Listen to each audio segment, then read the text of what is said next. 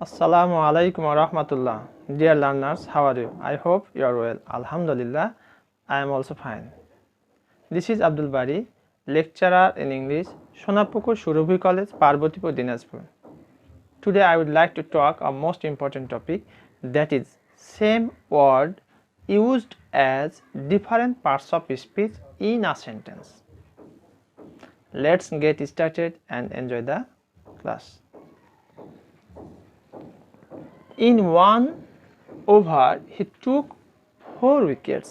এক ওভারে সে 4টি উইকেট নিয়েছিল। প্রিয় শিক্ষার্থী and dear viewers, I want to mention that এই যে সার্কেল দেওয়া আছে দেখতে পাচ্ছ বাক্যে, এগুলো আসলে কি? এই ক্লাসটি যদি আমি আরেকটু পরিষ্কার করে বলি, দেখো ওভার ওভার ওভার কয়টা ওভার? এখানে 3টা ওভার। অর্থাৎ বাক্যের পজিশনের উপরে ভিত্তি করে এই ওভার পার্টস অফ স্পিচটা একবার একাধিক রকম হয়ে যাচ্ছে। অর্থাৎ একই শব্দ বাক্যের ভিন্ন ভিন্ন বাক্যের পজিশনের কারণে ভিন্ন ভিন্ন অবস্থায় ভিন্ন ভিন্ন যে নাম ধারণ করছে পার্টস অফ স্পিচের পদের, সেই বিষয়টি নিয়ে আমি মূলত আজকে ক্লাস কন্ডাক্ট করব এবং আশা করছি তোমরা আমার সাথেই থাকবে এবং ক্লাসটি উপভোগ করবে। এবং এই ক্লাসটি বিশেষ করে admission test, medical admission test এবং যারা জব শিকার, চাকরি পরীক্ষায় বসবে তাদের জন্য এই ক্লাসটি অতীব জরুরি। এমনকি যারা শিক্ষার্থী তাদের জন্য ক্লাসটি অতীব জরুরি। কেন জরুরি? একটা শব্দ একবার একাধিক রকম পার্টস অফ স্পিচ হয়ে যাচ্ছে, কেন হচ্ছে, কিভাবে হচ্ছে, সেই বিষয়গুলি আমি আলোকপাত করব এবং আশা করছি তোমরা খুব মনোযোগ সহকারে সেই ক্লাসটি উপলব্ধি করবে এবং পুরোটাই দেখার চেষ্টা করবে, যাতে করে প্রত্যেকটি তথ্য উপাত্ত তোমরা ভালো করে বুঝে নিতে পারো। তো শুরু করি। In one over he took 4 wickets. এক ওভারে সে 4 উইকেট নিয়েছিল। খেয়াল করো, ওয়ানটা হচ্ছে ডিটারমাইনার।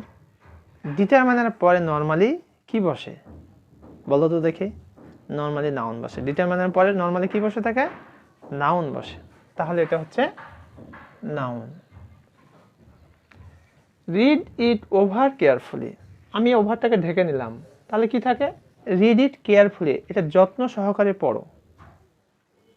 এই কেয়ারফুলি শব্দটা হচ্ছে অ্যাডভার্ব এবং তার আগে দিকে বসেছে ওভার। অতি যত্ন সহকারে পড়ো। যত্ন সহকারে পড়ো আর অতি যত্ন সহকারে, মানে এই অ্যাডভার্বকে আবার মডিফাই করছে। তো অ্যাডভার্বকে মডিফাই করে কে? অন্য কোনো অ্যাডভার্ব মডিফাই করে। তাহলে এখানে ওভারটা হচ্ছে অ্যাডভার্ব।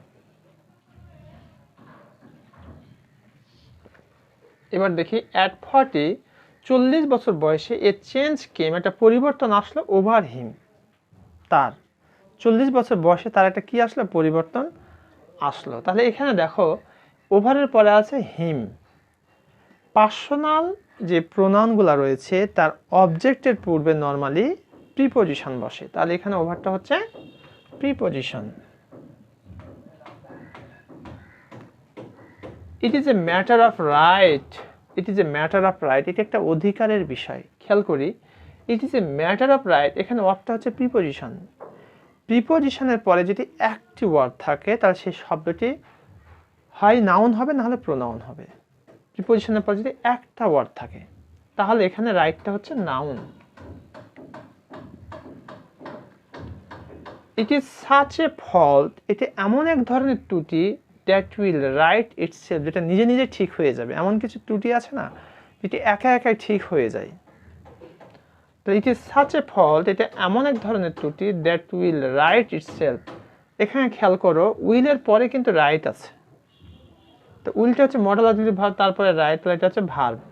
এটা হচ্ছে ভার্ব।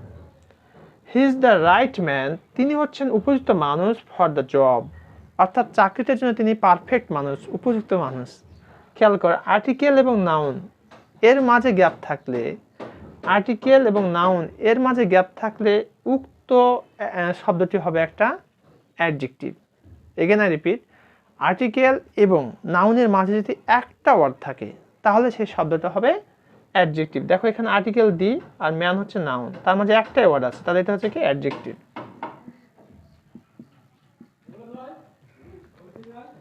সার্ভ হিম রাইট, সার্ভটা হচ্ছে কি ভার্ব, ট্রানজিটিভ না ইন্ট্রানজিটিভ বলো তো দেখি তোমরা।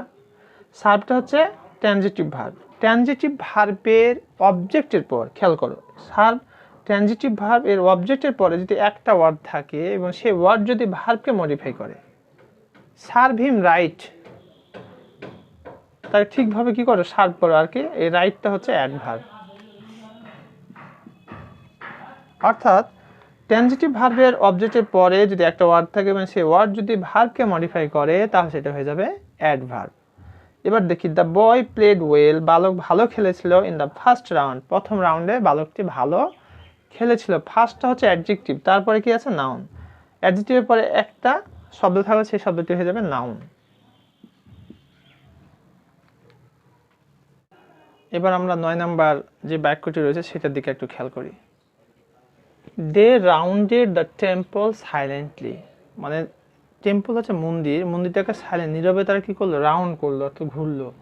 তো ডেটা হচ্ছে সাবজেক্ট, তারপরে রয়েছে রাউন্ড, তাহলে এখানে ভার্ব, সাবজেক্টের পরে ভার্ব বসে নর্মালি, এটা হচ্ছে ভার্ব। দ্য আর্থ মুভস, পৃথিবী ঘুরে, রাউন্ড দ্য সান, সূর্যের চারিপাশে। তাহলে এখানে খেয়াল করো, দা হচ্ছে আর্টিকেল, তারপরে রয়েছে নাউন, এটাকে বলা হয় তোমার নাউন ফ্রেজ। নাউন ফ্রেজের পূর্বে নর্মালি প্রিপজিশন বসে। অ্যাট লাস্ট, অবশেষে, he came round to their belief, অবশেষে সে তাদের বিশ্বাসে উপনীত হলো। অ্যাট লাস্ট হি কেম, এই কাম ভার্বের পাস্ট ফর্ম কেম, এটা হচ্ছে ইন্ট্রানজিটিভ ভার্ব। ইন্ট্রানজিটিভ ভার্বের পরে নর্মালি অ্যাডভার্ব বসে, তাহলে এখানে রাউন্ডটা হচ্ছে adverb. I have not seen him since Monday, আমি তাকে সোমবার থেকে দেখিনি। দেখো, যদি সিন্সের পরে কোনো ভার্ব থাকে তাহলে এটা হবে preposition.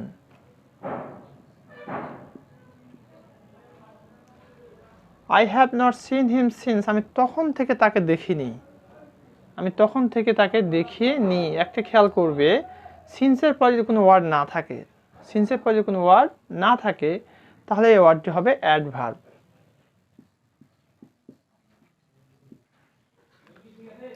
It is many days, অনেক দিন পার হলো, since I saw you last. দেখো, ইট ইজ মেনি ডেজ, এটা একটা clause, I saw you last, এটা একটা ক্লজ, তাকে যুক্ত করেছে কে, সিন্স। তাহলে কেউ যদি যুক্ত করে তখন তাকে কি বলবো, conjunction.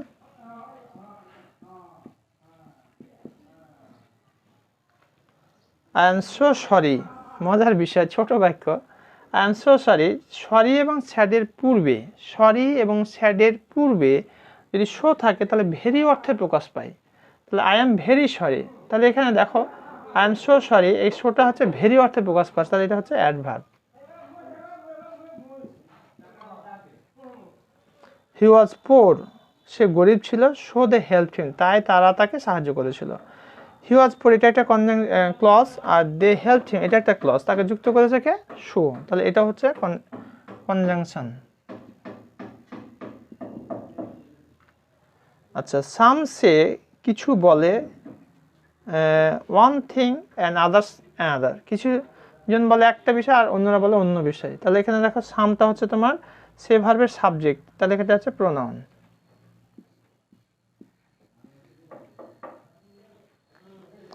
We must find some wedge, আমরা অবশ্যই কিছু উপায় খুঁজে পাবো, আউট অফ ইট, এর ভিতরে।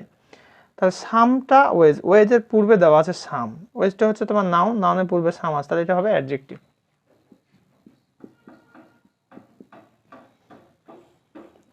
Dear viewers, I have already discussed and given a lot of examples where I have used same word used as different parts of speech. I think that you have already enjoyed this class.